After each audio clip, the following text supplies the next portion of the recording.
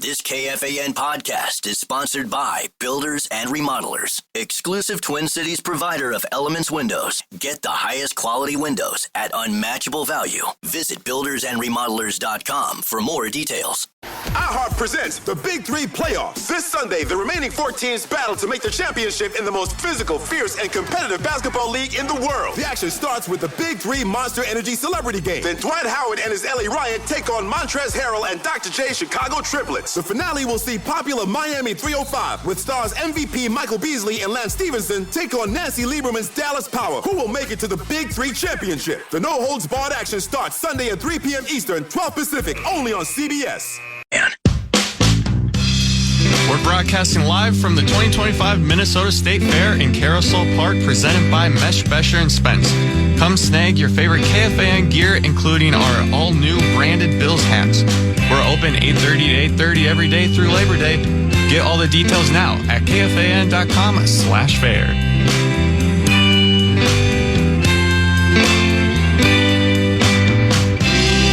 Producer/board operator, Dennis, my good friend Dennis. I think it's Kevin. Kevin, that's right. Yeah, Kevin. Kevin, thanks for the great work you do back there. We do appreciate that. I'm the common man, Dan Cole. He is Tennessee, live at the Minnesota State Fair. And, you know, Tennessee, I always sense some doubt from you and others when I call myself the Radio Romeo. What do you think now?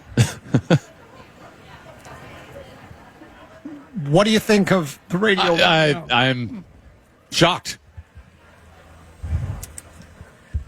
Ladies, hi, how are you? Thanks for coming by. I appreciate that. Keep it down a little bit. Keep it on the down low. Keep it on the down low. Or are they saying they'd rather I keep it down so they can continue to talk? So they can talk to each other? They want to keep talking to each other, and I was talking a little bit too loud. I'm sorry about that. Just trying to do a radio show here. It's time now for 5, 3, 4. Time now for 5 questions. Well, actually 3, but 5 sounds like more than 4. Question number 1. Grade the trade. The Vikings traded defensive lineman Harrison Phillips and a 2027 7th-round pick to the New York Jets in exchange for 2 6th-round picks. Phillips, 29 years old, was scheduled to make $7.4 million this season. The Vikings will pick up half of his salary while clearing. How much was he scheduled to make? 7.4. So they'll clear $3.7 million of cap space for 2025. They'll save $7.5 million in cap space for 2026. Common, how would you grade the trade? First of all, it's really, really good if you like weigh 300 pounds and can just get in running backs' ways. It's a great way to make a living. It's not bad. Well, from what I read, you know, talking to some people and reading some things, we tend to think, when I say we, the Vikings, that we're really deep at defensive line now. We like a lot of our young guys. We've got a very young crop. I think of unproven defensive linemen. I mean, I think professionally, you know, college, I guess they all could have played some and they wouldn't be on a big league roster. But so, and Harrison Phillips, I think, was good. Was he not? I mean, he was a quality player. I thought he was okay. Yeah. But he was quality. He wasn't, you know, he certainly wasn't a bad. Wasn't bad. He played, so he was a good player for us. So, but because of the money, and I think we had to pick up, was it half of it, did you say? That we, $3 million? So we have to pay some of it. But if indeed you feel like you have youth is on your side. Depth is on your side. Depth is on your side. And you can save a little bit of money and get a couple of Spielman-type draft picks. Why not? So, I mean, I don't know until I guess we get the draft picks and they pan out. But I'd say it's, you know, B-, B-ish. I don't know. What do you think? Yeah, I was surprised that you couldn't maybe get more for that, but I'm not going to act like I know how good their depth is at defensive line, right? I mean, they're saying it. There's been multiple stories written about how much B-Flow and the coaching staff, how highly they think of their depth at defensive line, to the point where B-Flow told them all the other day, hey, you guys are all capable of playing in this league, so obviously we can't keep you all. Make sure you just put stuff on tape because you're all capable of playing somewhere in this league. Well, right. I guess if those guys are giving you Harrison Phillip type production at a fraction of the price, and you know who knows, they have lots of cap space for this year. So I don't know what that flexibility they're going to do with it, if anything. But it gives you even more flexibility to not only potentially make some moves this year at other positions like wide receiver, but saves you even more money for next year as well, and you have the young guys playing on the cheap salaries for a while. Question number 2. Time now for an in-depth look at the state of hockey.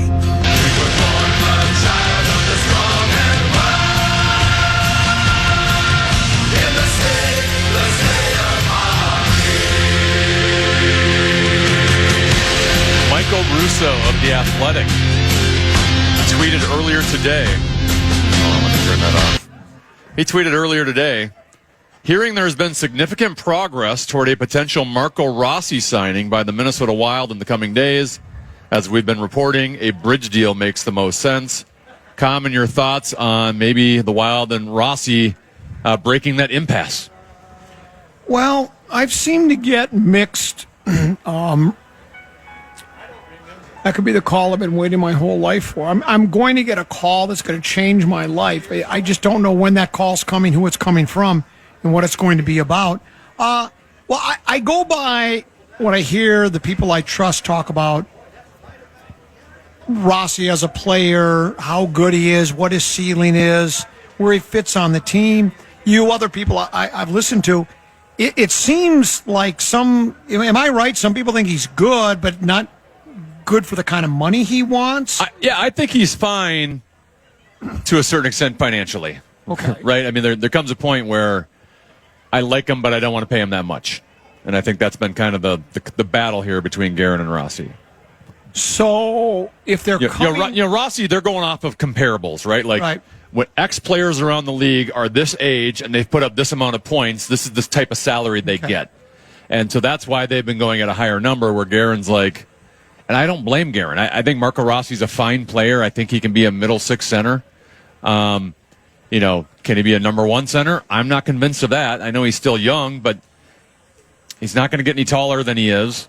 I don't know. I think he's kind of a solid all-around player. I don't know if he has really like one elite trait to him.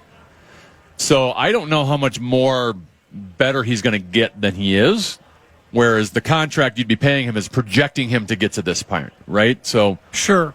Well, if they are close, do you think he's coming down or they're going up? Does he basically hold the better hand not? I don't know about that, because he doesn't have like leverage in terms of where he's at in his career with arbitration rights and all of that stuff. Okay. Other teams this offseason could have put an offer sheet on him where, he's a restricted free agent, meaning, the Florida Panthers could say, Marco, we want to sign you to a 7-year, $49 million contract. If Marco agrees to that, then the Wild have a chance to match it. Sure. If the Wild don't match it, they get compensation according to how much money was spent on it. No one put out an offer sheet for Marco Rossi that they agreed to. So in terms of options elsewhere, I think, and Marco probably doesn't have a lot of trust in the organization at this point because they put him on the fourth line in the playoffs. So he looks at, hey, if I stay here and sign for a small amount of money and then I'm playing on your fourth line for that time or third line, I'll never get a chance to show myself and make money. Never going to get the big deal. So as Russo mentioned, most likely outcome here is he ain't signing for 7 years here. I think the Wild don't want to sign him for that long, and Rossi at probably the dollar amount he would need to sign for 7 years doesn't want to be at that dollar amount. So a bridge deal, which is you sign for 2-3 years at a reasonable deal, and then now you have a chance. You get some of that guaranteed money. Sure. So, if you're making, if it's 2 years, $10 million, or 3 years, $15 million, it's still a good chunk of change. You won't have to work the rest of your life. But you also still in your prime will have another chance to go elsewhere if it doesn't work out here and make big bucks elsewhere while you're still in your prime. If, let's say they didn't come to an agreement, what happens? Does he just leave? Well, he'd play out the rest of the current. And he's got 1 year? I'm not sure exactly how that all works. And then you don't want that, because if you have a guy that's not all in, I'm not saying he'd quit or tank it, but it's just like that little extra skipping your step really isn't there. Unless right? he performed to a point where he proved to you that you want to pay him, or before the trade deadline you send him off. But as Russo was with me last week on the 10 of Fitzgerald, the two sides, Rossi's agent and Guerin, had gone radio silent since early June. Like, hadn't talked to each other since early June. So at least the news from Russo today is, they're talking. Okay. And they appear to be relatively close, apparently. You want to do one more quick one? Sure, yeah. Do as many as you want. Question number 3. We're gonna win, Twins, we're gonna score. It's now time to When's that delve gonna start? deep into Twins territory. Crack out a home run, shout a hit, hooray! Cheer for the Minnesota Twins today. Yes, the Twins lost again 4-2 last night to the Athletics at Target Field. Something called Shane Langeliers hit a go-ahead 2-run homer in the 10th inning to secure another loss for Minnesota. They are 5-1 on their current homestand. Their offense produced only 2 hits in 15 tries with runners in scoring position last night. Positive news, Brooks Lee hit an RBI double, his 6th straight game with an extra base hit. He has 9 RBI over his past 4 games. Bailey Ober had less velocity than normal last night, but gave up just 2 runs on 3 hits over 5 2/3 innings. Also, Twins currently facing the Athletics. It's already 6-0 Athletics as they head to the bottom of the 4th at Target Field. So Twins on the verge of getting swept. Common, what sticks out to you from last night's Twins loss and what looks to be another loss again today? What sticks out to me is the guy's name Ole or Oil? OHL, that pitcher for us? Yeah. He's developed a knuckleball. And that's A good where, one? Well, I don't know, but that's where it's gotten to us. For the Twins, we got pitchers developing knuckleballs. That doesn't inspire a lot of confidence. I don't know. I really don't think this. I guess maybe I was wrong when they made that trade. People were just up in arms, and I get it. I think their biggest complaint was trading Duran, Jax, and Louis Varland, right? Because those 3 guys had talent. They were all under team control, blah, blah, blah. You need a closer and all of that. I was still of the idea that the team is... Well, I thought they were selling the club. Then they decided not to sell the club after they made the fire sale. But my idea was they were never going to try that hard to win right away anyway, so why would you need a closer? They were basically stripping it down to the studs and going to start all over again. But I still didn't think the team was much worse off than it was before, particularly offensively, because they didn't... The only offensive player of any value, I think, that they traded was Correa, and he wasn't hitting the ball very well at all, so... I don't know why the team isn't hitting a little bit better, other than the theory I've had all along. Just because the organization tells you we have a deep and talented farm system, and the Pole Lad pocket protectors deliver that message in the media from the Pole Lads, just because they say that doesn't mean it's true, and maybe some of these guys aren't as good as they are supposed to be. So. And that's it for today's edition of 5 Questions. Well, actually, 3 questions, but 5 sounds like more than 4. That's 534. The legendary Mark Rosen will join us just before 2 o'clock today. He'll be for an hour. Mouth Guitar Guy will close out the Minnesota State Fair show with a couple of ditties for us, as he always does. And controversial Vikings news. All of this on the other side of the break. It's the Common Man program along with 10 to be live from the Minnesota State Fair in Carousel Park, the shadows of the grandstand here on the... The reviews and ratings are in, and Ice Cube's Big 3 is the surprise hit of the summer. And to cap off the season, iHeart presents the Big 3 Basketball Championship and 8th Annual Big 3 All-Star Game this coming Sunday, August 24th, live from Orlando.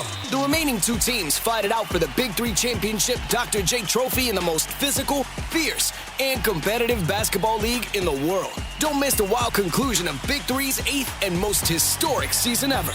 This is the game no one wants to lose, and there's no crying in the Big 3. The action starts with the Big 3 8th Annual All-Star Game. Don't miss All-Stars Dwight Howard, Montrezl Harrell, MVP Michael Beasley, Lance Will Make You Dan Stevenson, Jordan Crawford, Greg Monroe, Earl Clark, Nazir Kaur, and more show you why they are the best 3-on-3 basketball players in the world. Big 3's exciting All-Star Game, plus the crowning of a new Big 3 champion. The no-holds-barred action starts Sunday at 2 p.m. Eastern, 11 Pacific, only on CBS.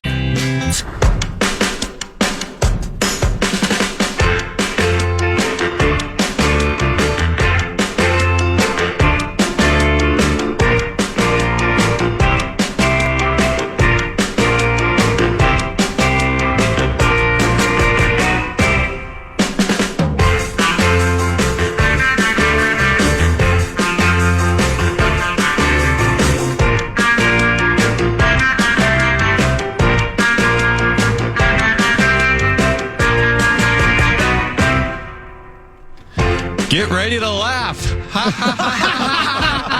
Comedian legend Bill Engvall is back at Treasure Island Resort and Casino on Friday, September 5th. The blue-collar comedian tour icon may have retired, but he just can't stay away from the stage. Here's your sign to catch him live for another round of side-splitting humor.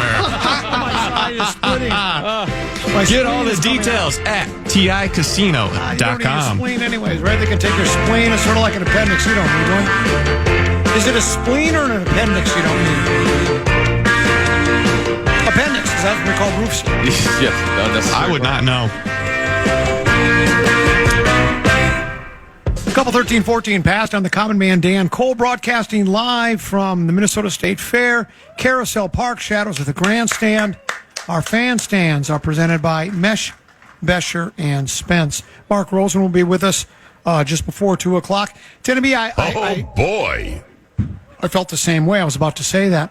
I stumbled across a story on one of the sports websites that says, predicting when each NFL team will lose its first game. Okay. It says Steelers outlast almost everyone. Really? Eagles fall early. First loss in week 1, Dallas. The train wreck will lose to the Philadelphia Eagles. That's not too difficult to predict, right? No. Chargers and Chiefs. The Chargers will lose week 1. Atlanta will lose to Tampa. Browns to the Bengals. Colts to the Dolphins. Saints to the Cards. Raiders to New England. Jets to Pittsburgh. Giants to Washington. Carolina will lose to Jacksonville. Tennessee at Denver. Seattle versus San Fran. They predict Green Bay will fall to Detroit at Curly.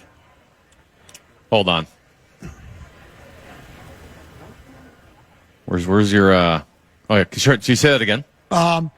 They predict that Green Bay will lose to the Kitties at Curly in week 1. Delicious. Dan Campbell's had Matt LaFleur's number over the past few years, winning 6 of the past 7 against his NFC North coaching rival for the Packers. It also doesn't help that Jordan Love is currently dealing with a thumb injury that's going to cause him to miss a week or 2 of practice heading into the opener. That wouldn't be a surprise if the Kitties were to win.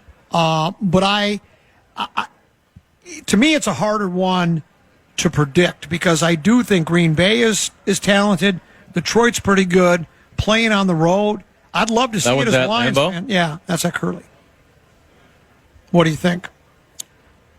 It's hard to know.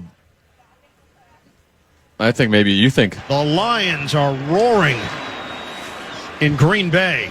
Well, they have. They haven't had a lot of trouble with the Pack. You just heard under Campbell's leadership, they've beaten LaFleur the 6 out of 7. You don't want to put too much importance on a week 1 game. Correct. But given that those two teams, along with the Vikings, probably are going to be fighting for the NFC North, you get the tiebreaker advantage right away.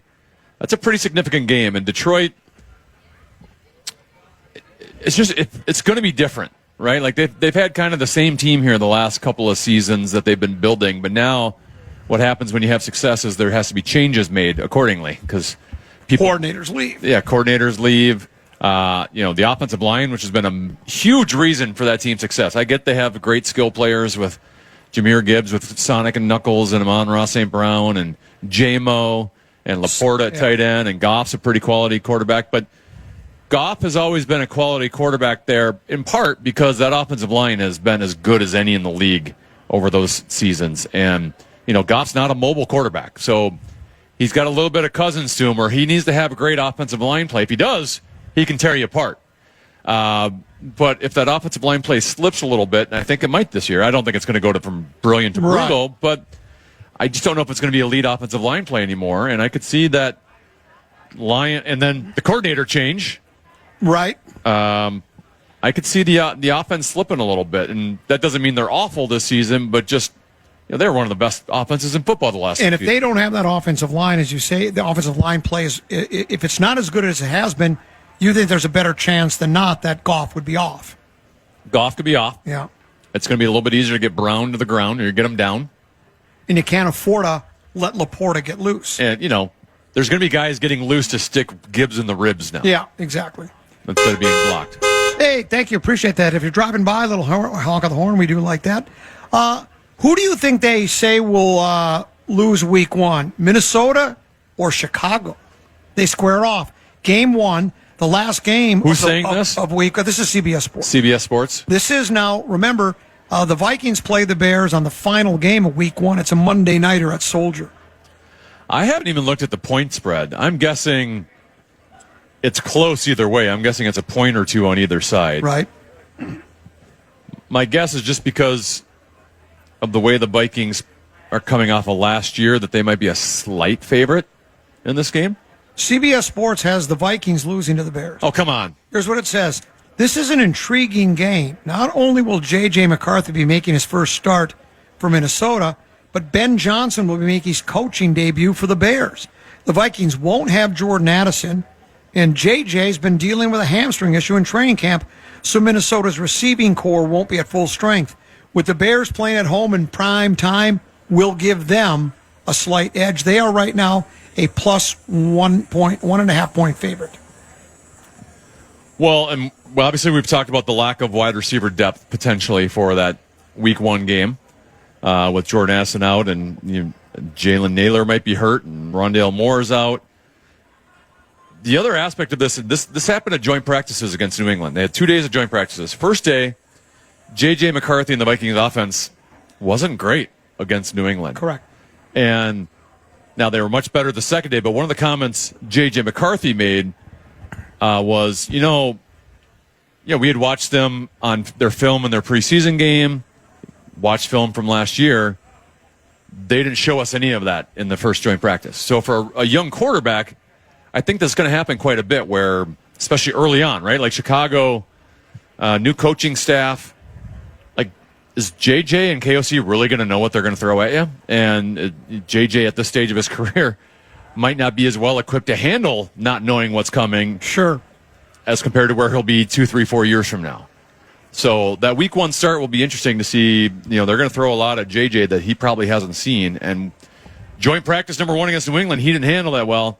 After a day, when they got to day 2 against New England, he did quite well for himself. So he adjusted. But obviously in an NFL regular season week 1, you only get one shot at it. And in 2, 3, 4 years from now, he might be in the UFL. So who knows how well he'll play there. One more for you. Okay. So that means 16 teams will have won, 16 teams will be lost. Bears will travel to the litter box. Who do you think? Now, these are the two teams that would be 1-0. Detroit. This is a fascinating game with Johnson facing his old team, but the schedule makers didn't do the Bears any favors. They have to play Monday in week 1 and then face the Kitties on a short week. Short week. If anyone knows how to slow down Johnson's offense, it's Campbell. So we'll give the Lions the edge here. How about the cardiac cats? So there you go. They got the Kitties going 2-0. I don't Bears know. If anyone knows Dan Campbell's coaching, it's Ben Johnson, right? That's true. You could say it both ways. Yeah, that's true. Let's take a break, come back. One more segment to go before we welcome the legendary Mark Rosen in. People starting to get excited now. There's a murmur in the crowd. Everybody wants to hang around and listen to Ben Lieber's takes, to hear what Mark Rosen has to say about sports. Your whole life is just sports. Live from Minnesota State Fair, Carousel Park, right here on The Fan. The reviews and ratings are in, and Ice Cube's Big 3 is the surprise hit of the summer. And to cap off the season, iHeart presents the Big 3 Basketball Championship and 8th Annual Big 3 All-Star Game this coming Sunday, August 24th, live from Orlando. The remaining 2 teams fight it out for the Big 3 Championship Dr. J Trophy in the most physical, fierce, and competitive basketball league in the world. Don't miss the wild conclusion of Big 3's 8th and most historic season ever. This is the game no one wants to lose, and there's no crying in the Big 3. The action starts with the Big 3 8th Annual All-Star Game. Don't miss All-Stars Dwight Howard, Montrezl Harrell, MVP Michael Beasley, Lance will make you Dan Stevenson, Jordan Crawford, Greg Monroe, Earl Clark, Nazir Kaur, and more show you why they are the best 3-on-3 basketball players in the world. Big 3's exciting All-Star Game, plus the crowning of a new Big 3 champion. The no-holds-barred action starts Sunday at 2 p.m. Eastern, 11 Pacific, only on CBS. We all remember that one teacher who made a difference, believed in us, challenged us, or just made learning fun. Well, now's your chance to say thank you in a big way with iHeartRadio's Thank a Teacher, powered by Donors Choose.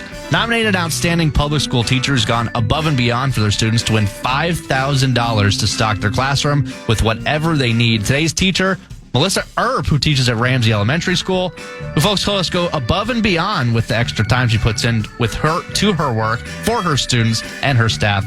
Help us say thank you to the educators shaping our future. Nominate your teacher, iHeartRadio.com/teachers.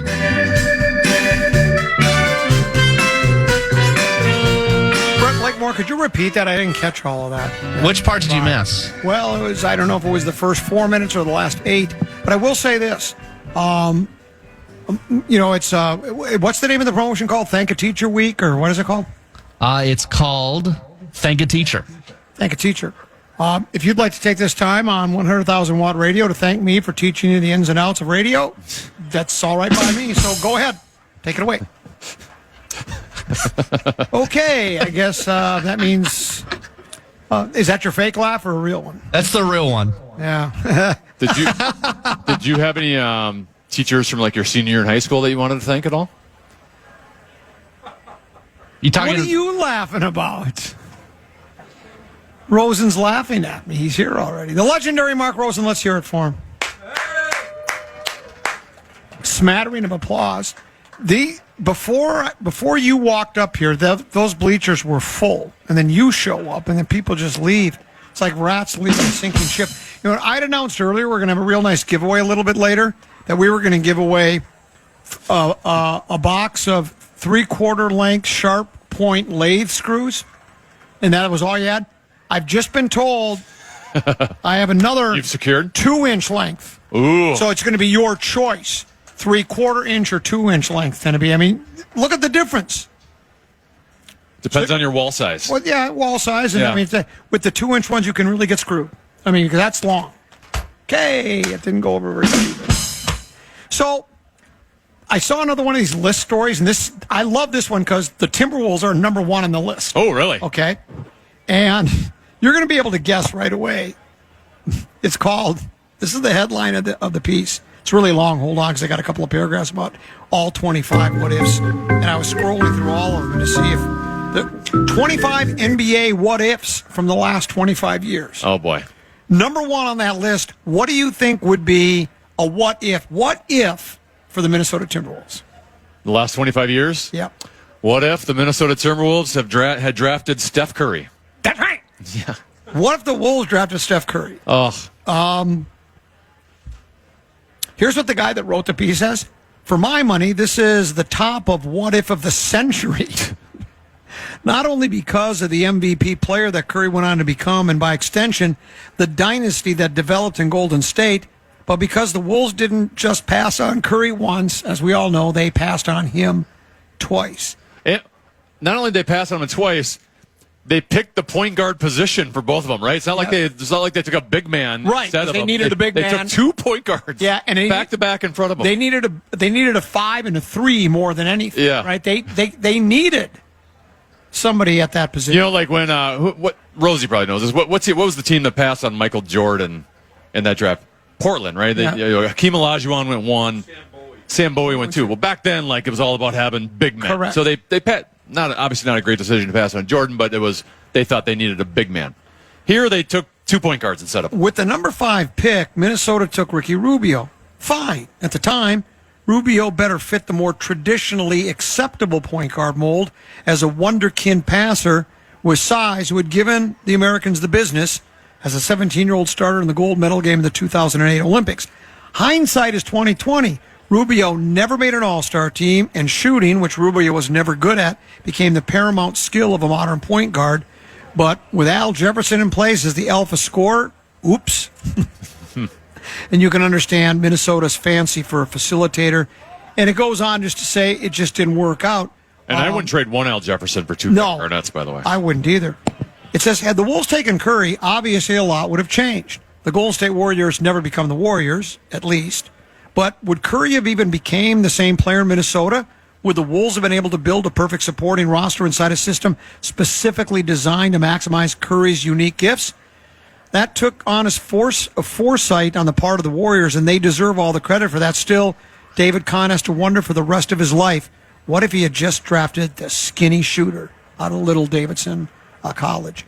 And look, we could, most every team in every sport could probably have a story of what they should have done. I mean, what if the Vikings had never traded for Herschel Walker? Would Dallas have won, 2 or 3 Super Bowls with a lot of those core players that they drafted? Probably not. If the Vikings would they have been any worse off if they didn't have Herschel Walker? Because he was traded for because everybody thought, and I'm included in that. This was before I was in the sports radio business back in '89. When they traded for him, I thought it was a genius move. Because all we were really missing, Vikings fans loved it. Yeah, because what we were missing was a running game. And at the time, now he was a north-south runner, but Walker that was an important position. He was a really good running back. And so it looked like they had made a genius trade, and obviously it didn't work out for him at all. But I mean, there are. I mean, there's what ifs everywhere, right? Yes. I mean, how many teams passed on Aaron Rodgers? How many teams passed on Randy Moss? Tom Brady was selected in the 6th round, so you can always do that. But this is like a whole nother level where you ended up with 2 point guards. Johnny Flynn, did he last 4 years in the league? At best, right? Best, yes. And Ricky Rubio was a fine player, but could not put the ball in the basket. Well, and you know what? And I mean, you look at the domino effect of what happened to Golden State. The Golden State Warriors were one of the worst franchises in the NBA for a long period of time, up until the drafting of Steph Curry. And to the writer's point, they obviously added quality players around him. His fellow Splash brother, Klay Thompson, and Draymond Green. So they obviously built around Steph Curry, but to see where that franchise is, not only from a wins-loss standpoint, but that's like the most expensive building now to watch. The amount of money that put in the owner's pocket because they drafted Steph Curry, absolutely insane. Yeah, it's franchise. Glenn Taylor could have sold the Timberwolves for $4 billion instead of $1.5 billion. Speaking of Rodgers, before the break, we were taking a look at that list of when will teams lose their very first game of the season, right? And we have, obviously in the NFC North, there's going to be 2 teams 0-1 and 2 teams 1-0 unless there's a overtime tie. The first loss for the Steelers is they predict won't come until week 7. Week 7? Yeah. Now, they also have a bye in there, I think, too, because it says after getting off to a surprising 5-0 start in Pittsburgh, Rodgers finally suffers his first loss with the Steelers during a Thursday night game in Cincinnati. So, at least...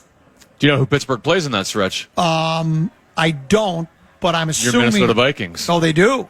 Yeah. Week 4 for Pittsburgh. That's the game that... I always forget now. Is that the game that's in... it's like in London or in Dublin. Right. Is that the Dublin game? The Steelers? Week 4 in Dublin, they take on the Vikings. I'll tell you this. I'll make your Steelers prediction. They're losing week 1. Oh, really? Because it's... Oh, my gosh. Thank you, Brett. Aaron Rodgers reunion in New York. He's going to New York to take on the Jets. You think they're not going to be motivated to play against Aaron Rodgers game 1? Rodgers got to go on the road. I think I'd side with you on that. New head coach, so Tomlin's not going to know what's coming from Aaron Glenn. Aaron Glenn put a good defense together with guys off the street. Now he's going to have everyone healthy at that point. After week 7, there will only be, it's just CBS if they are correct in their predictions, only 1 team will be unbeaten. Okay. And their first loss will come in week 9. And that's your Buffalo Bills. Sure. And they say they'll lose to the Chiefs. It says if the Bills can get past the Ravens in week 1, there's a good chance we could see them make it all the way until November with an unbeaten record. However, that streak will end with a loss to the Chiefs. Do you think from what I've been able to gather, just talking to people and reading things, I think there's more. What's the word I'm looking for? I think there's more. There are more people that believe in the Buffalo Bills this year, pretty much than any other team. I think everybody's finally believing because let's face it, Buffalo has been a top 4 or 5 team every year for how many years now? and they've not been able to get back to the big game. And people keep thinking they're going to get there. They've lost a couple of AFC championship games, right? But I think this is the year where people have a lot of faith in them, and they're picking this time they get over the hurdle. Do you think this is the year they do it and get to the big game? Well, here's what Buffalo has going for them. The New England Patriots, throughout their dynasty, when they won, was it 6? I think 6 all together. 6 championships. Obviously, to win 6 championships, you're a darn good football team. But New England also had the advantage throughout most of that run of being in a horrible division. Correct. Where you basically got 6 gimmies. So then once you got to the playoffs, you had an edge on a lot of these teams because you had home field advantage in the playoffs. So Brady was playing a lot of those games at Foxborough. Not that Tom Brady's not the GOAT, not one of the greatest of all time. Buffalo's probably going to have that this year now in the AFC East. With, the Jets were bad last year. They had some coaching change. I don't know exactly what you're going to get out of Justin Fields there. Miami, who a couple years ago was a team that was kind of making the playoffs consistently, and that offense was looking good with Tua and Tyreek and Waddle.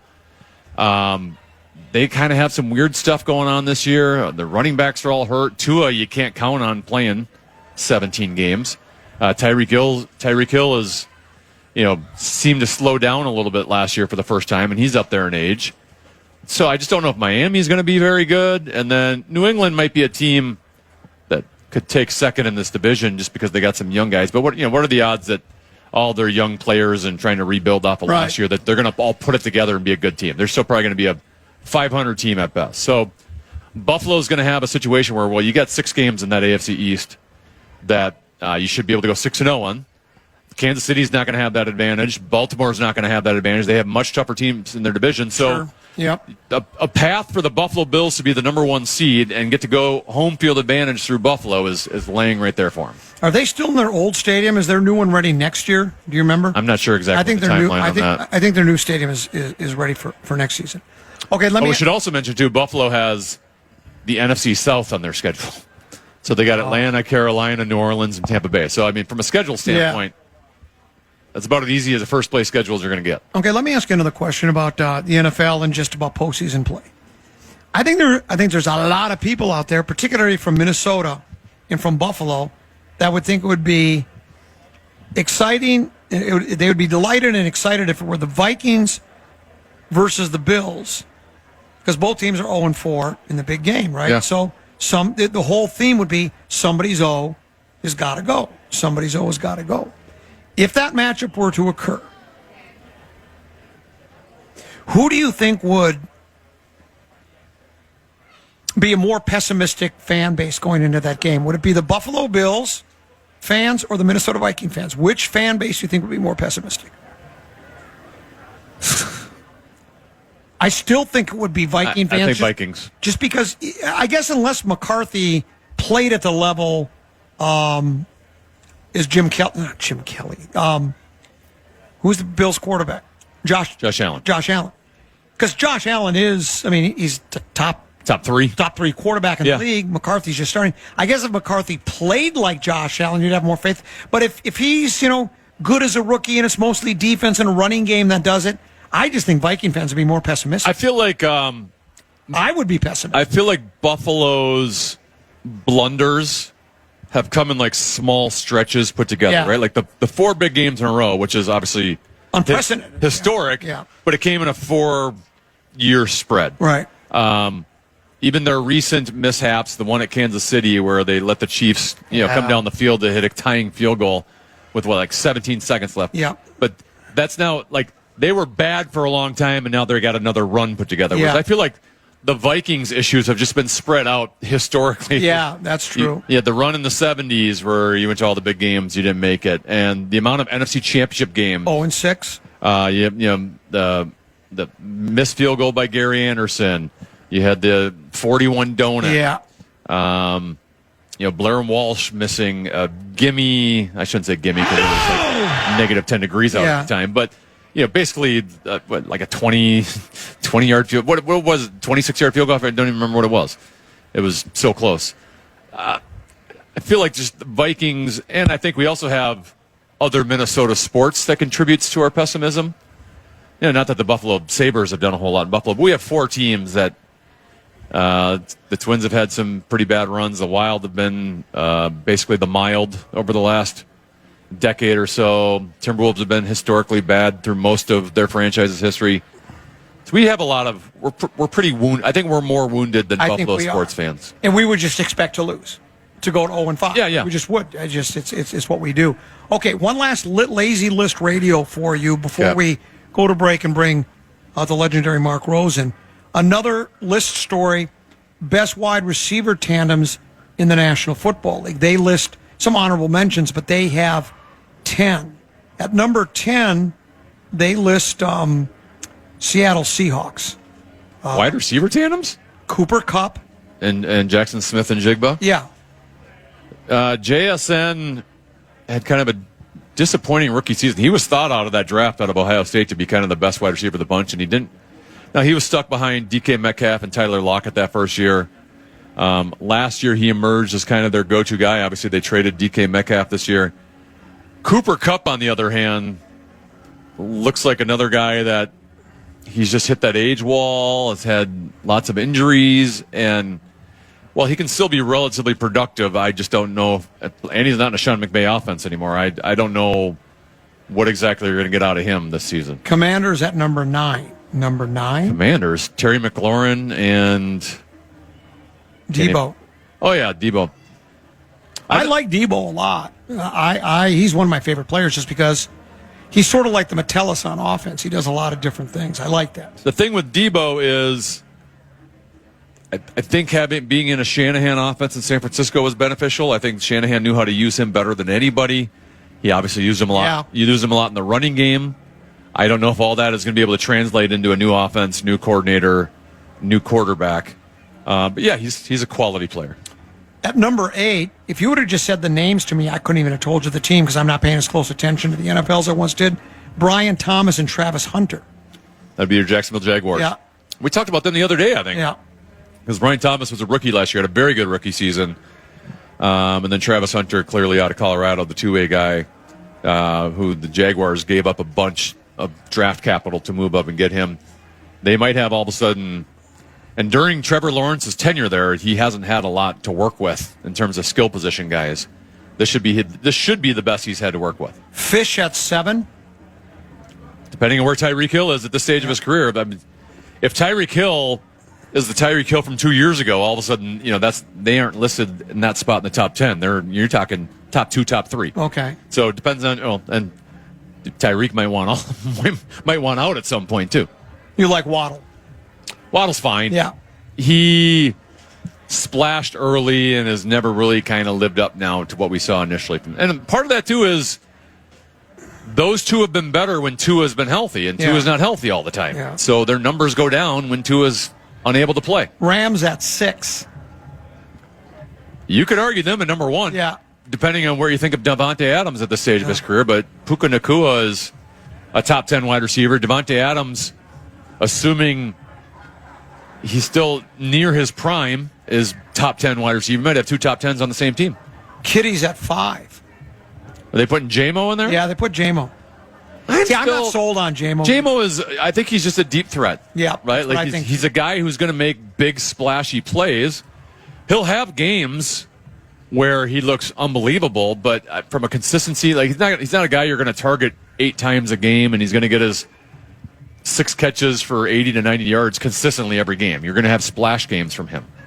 The one thing I won't miss with Ben Johnson calling plays in Detroit is calling for a Jameson Williams wide receiver pass. I don't want to see that ever again. I don't trust. Now it's going to be a Rome Odunze pass or a DJ Moore pass? I think so. Dallas at 4. Well, now that they got George Pickens, they acquired him from the Pittsburgh Steelers. Yep. CeeDee Lamb is top 5 in the league. Pickens has a ton of talent. He's more of a body positioning type of wide receiver, right? Like he's not like some elite route runner that's going to get out of his breaks and get open for 3 yards. He's just a guy that he's going to run straight down the field. You're going to throw him down to the sideline. He's just going to jump up and catch it and grab it. Purple at 3. I was wondering where they were going to be on there. I'm telling you, like Jets and J.A. You've asked me about Jordan Addison in the past, the last 2 years. I'm like, he's fine. He looks different this training camp. Yeah. And now he's going to be coming out of a 3-game suspension. Apparently got hurt yesterday, so I don't know what lingering effects that will have or what the severity of that injury is. But the chemistry with J.J. McCarthy is real. He looks like he's at another level. And assuming they get quality quarterback play out of J.J. McCarthy, I could definitely see Jefferson and Jordan Addison living up to this ranking. Bengals at 2. I was going to put them at number 1, so I'm actually trying now. It must be A.J. Brown and Devontae Smith at 1. Yep, they got Chase and Higgins at 2. I think I'd rather have... and Brown and Devontae Smith. I think I'd rather have Jamar Chase and T. Higgins. Yeah. I would put them at 1. Yeah. I think I tend to agree. And A.J. Brown might be starting to hit the decline a little bit. We'll see this year. Yeah. So, again, lazy list radio, and we don't know how these will pan out. But those are probably the top 10. You know, they had some honorable Where are mentions. the Packers on that list? I didn't hear you say them. You know, I think they got an honorable mention, though. I do think they did not. I'm telling you they There's did. no way. No, I'll tell you where they are. Jaden Reed and Matthew Golden, is that what they're going with? Let me see if I've got, I could have, honorable mention, Zay Flowers and Rashad Bateman. Wow. DJ Moore and Rome Odunze, and Jaden Reed and Matthew Golden. They are... I don't know about Zay Flowers and Rashad Bateman ahead of those guys, but Rasheed Rice and Xavier Worthy. Yep. And Mike Evans and Chris Godwin. Those are your honorable mentions. Well, they got a rookie in Tampa Bay this year too that might flash. He might be one of the best rookie wide receivers of football. Emeka Ibuka out of Ohio State. Common Man Program is your home for Lazy List Radio. We love it. We appreciate you coming out to the Minnesota State Fair to see us. We're going to take a short break. When we do, the legendary Mark Rosen, currently of Fox 9, formerly of WCCO. 50 years at WCCO. 50 years. And we're just so fortunate that he never left, because he could have. He could have gone to Chicago, New York, Los Angeles. He stayed here, and we're all better off for it. He joins us next here on the Common Man Program, live from the Minnesota State Fair, Carousel Park, in the shadows of the grandstand here on the Fan. Presents the Big 3 Playoffs. This Sunday, the remaining 4 teams battle to make the championship in the most physical, fierce, and competitive basketball league in the world. The action starts with the Big 3 Monster Energy Celebrity Game. Then Dwight Howard and his LA Riot take on Montrezl Harrell and Dr. J Chicago Triplets. The finale will see popular Miami 305 with stars MVP Michael Beasley and Lance Stevenson take on Nancy Lieberman's Dallas Power. Who will make it to the Big 3 Championship? The no-holds-barred action starts Sunday at 3 p.m. Eastern, 12 Pacific, only on CBS.